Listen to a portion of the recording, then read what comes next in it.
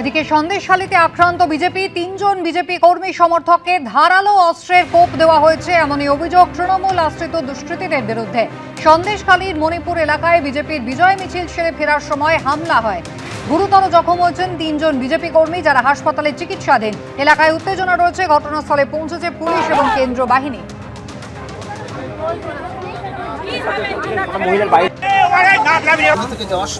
গোবিন্দ মণ্ডল এবং আমরা জেতার পরেও আমাদের সম্প্রীতির কথা আমাদের নেতৃত্ব, উচ্চ নেতৃত্ব বলেন।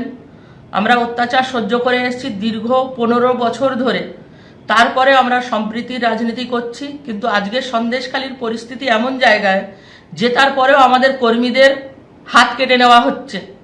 টিএমসির এত ক্ষমতা এখনো অবধি সাহস পায় কি করে? ওখানকার 3 টাইমের মেম্বার, নাম ওনার অপর্ণা মণ্ডল, স্বামী গোবিন্দ মণ্ডল, 2018 থেকে 23 3 বছর উনি মেম্বার হয়ে আছেন। উনি আজকের বিজয় মিছিলের উপরে আক্রমণ করেন এবং আমাদের কর্মীদের হাত কেটে নেন। এর বিচার চাইছি আমরা।